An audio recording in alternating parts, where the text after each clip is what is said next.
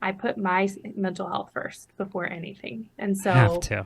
I have to, or I will be in a really bad place. Okay, mommy needs her alone time, Love like it that. used to be mommy needs her Her wine, which juice. hate that culture, but you know what I Yeah, mean. It yeah. was Toxic culture. toxic.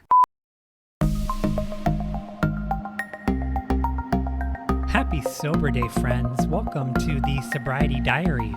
My name is Nate. I am a grateful recovering alcoholic 7 years from my last drink.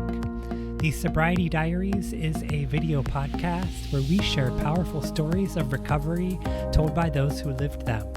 Check us out at thesobrietydiaries.com for all things podcast related. And for all our video interviews, head over to youtube.com/Nate Kelly.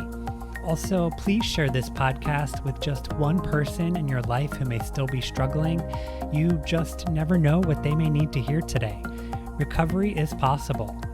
Hi, friends. Today's guest is one of my favorite creators on TikTok, and I knew I just had to have her on the Sobriety Diaries to share her story. She took one of the funniest and iconic sitcom characters who is known for her drinking and being an alcoholic, frankly, and turned it into the sober version. And that character is Karen Walker. Her TikTok handle is the sober Karen Walker. And the resemblance is, quite frankly, uncanny. She has told me in other conversations that she didn't even notice the similarities until someone on TikTok brought it to her attention. So then she just ran with it, and it is truly amazing. Today we talk about how she and her husband really made a decision to change their lives in anticipation for starting a family. Really, she knew deep down that she could not be the mother that she wanted to be, living the lifestyle that she was. So she sought out inpatient treatment, and that was over a decade ago. So we've got some long term sobriety today in our discussion. She is also a huge champion of others' success in sobriety, and she has sober dances that she does and really champions those in early recovery. So I love the sense of community that she brings. She puts such a focus on that sense of belonging and that online recovery community that I'm so blessed to be a part of. So we know her as the sober Karen Walker, but let's open the diary on Libby Phyle. I am here with my friend Libby Lou. Is that My last name is Phyle.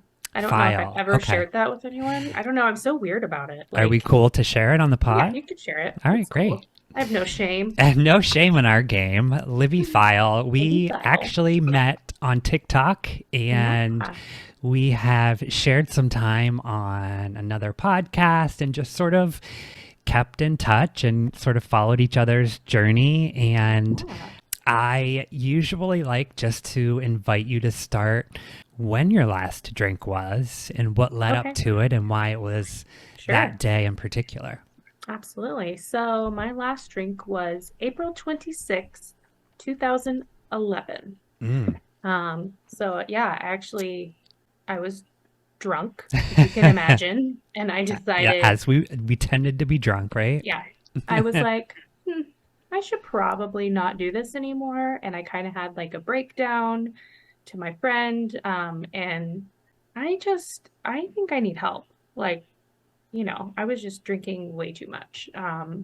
So what kind of led up to it is, I mean, typical anxiety, social anxiety. So I like self-medicated for years, right? Yeah. So I started to drink more and more, like as my friends and even my husband were like, oh, we should not party as much. And I'm like, but why? I would like to go party, please. Like, it Right. wasn't, Yes, please.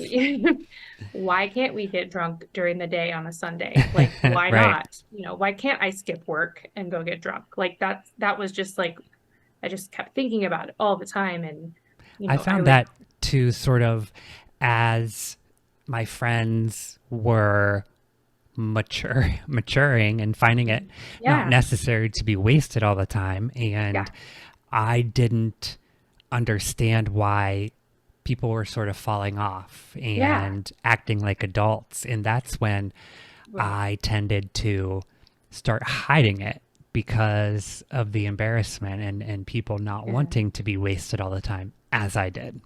right. Yeah. How old were you when you I said? got sober at 33. Oh, okay. Yeah. Yeah. So All people right. were definitely getting married, Mm-hmm. having kids, and I was like, yeah, Yeah, party. party. Right. Right. Yeah, I was 27. Yeah, 27. So, and I was a newlywed, Mm, like, and my husband was like, okay, I don't really want to go get drunk. Like, I just want to hang out. yeah. I'm like, you're boring. I have to go drink by myself. And that's Right. another thing. I was drinking alone. I was also blacking out alone, like at Mm. home, like I remember it was super cold and I was like, oh, perfect. I don't have to worry about leaving the house because it's so cold out. I can just stay home and get drunk. So it was just my life kind of revolved around alcohol Mm. and how I could figure out a way to party, even if it was by Protect it, myself. right? Yeah. I always wanted to protect my drinking. Yeah. So hence the hiding it. And if Yeah. anyone ever brought anything up, it was like a wall immediately just to protect it. I was, going through like stressful time at work, and my husband actually was traveling a lot. So he would travel for work. And so I'd see him just maybe a weekend out of the month. And, I was just coping with alcohol. And that was really I mean, honestly, my rock bottom. It was just, we were about to move to Colorado. That was kind of our plan to move to Colorado from Oklahoma. And I was like searching houses and I would look up liquor stores that were close to the house that I would look up so that I could like walk there. Like that's how my brain was thinking. Like, okay, that's Everything revolved around it, right? yeah. And I was like, okay, I can't drive. So if I can walk there, that's great. So that I was like, you know what? This is not normal. This is Mm. totally not normal. I better do something about it before we move. And I have really no one out here Yeah. to support me. And so yeah, I went to a treatment program for 30 days. So you did inpatient. I did, yeah. So what was the decision making process like leading up to that? Was hubby involved or was it Oh yeah. sort of a family decision? Let's talk about that. Um, it was kind of like so April 26th, I think it was like a Wednesday or Thursday, and I just said, I need a break from life. Like, and I need to do it somewhere other than here. Like I can't, I don't know if I can do it alone, but I don't want to risk it. So my friend kind of helped me look up places, and husband so supportive. He actually quit drinking too, shortly after, because he just while I was in rehab, he actually went to like a friend's like gathering or whatever, and he had a drink, and he said, "This is just really weird. While my wife is sitting in rehab, I can't Mm. just feel good about having a drink." So he quit, and he's been sober with me ever since. So, I mean, he never had a problem. He just, you know, so Shout so out to the supportive kings. yeah, he's been a really really big part of my journey. Like just really supportive. Um, so if there's any advice out there, I would say have a supportive system in place of the people that you Absolutely. surround yourself with. Um, but yeah, I didn't even go to rehab until like 5 days after I decided to quit. Mm. Um, because my aunt had just passed away and I had to go to her funeral. So I had to go to her funeral and then I went to rehab, but I Got stayed it. sober the whole time. during those 5 days? Yeah, I did. Wow. So That's impressive. I was thinking I myself would have had a blowout, just that last yeah, hurrah. But right. that speaks to, I guess, probably just you were done at that point, right? Yeah. We've probably partied ourselves out at that point. Yeah. I was like, I made a decision. I'm gonna stick to it. So maybe I could have done it without the treatment, but I just needed a break from Yeah. everything. So it was a nice little break from life. Yeah. Was it a 12-step based recovery program?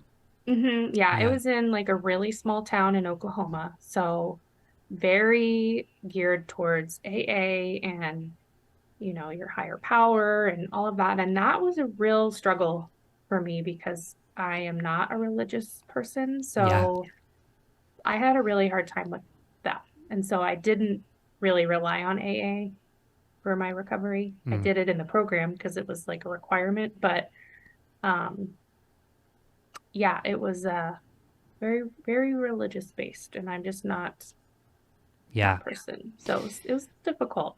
Yeah, it can definitely be an adjustment. I was so naive to the fact that any recovery programs or sobriety, I didn't even know that like spirituality or religion was a part of any sort of recovery. So Yeah, it was definitely a surprise, I would say, and adjustment to settling in not only to sort of my life just being thrown for a loop and being an inpatient treatment center, yeah, but sort of adjusting to that as well. Didn't grow up in a religious household, but I was able to embrace it. And you and I sort of were talking a bit before we started to record, and I have so much respect for the 12-step program, and truly saved my life. And I still utilize a lot of the same principles. I may not be present in the rooms as much as I was, but right. it definitely saved my life, and I have so much respect for the program. Yeah, I mean, it is a good program. Like I was able to pull out pieces that, like making amends was a huge thing for Huge. me, like Yeah. to people was important for me to say, "Hey, I really fucked up. Make it right. Yeah. I'm sorry. Sorry I was such an asshole." Um but yeah, it was I had a hard time with like giving it to a higher power because I didn't really know what my higher power was, and I still don't, to be honest. Like Yeah. I haven't really explored that, and I'm just that's just not on my to-do list at the moment, Yeah. but I was able to pull some things out of it that were super helpful. Good. Yeah. Yeah, I think, at least for me, also with that realization and understanding that really not drinking was just the tip of the iceberg, and introducing the fact that I don't have to lie and be an asshole and like cheat people and steal, it's Yeah.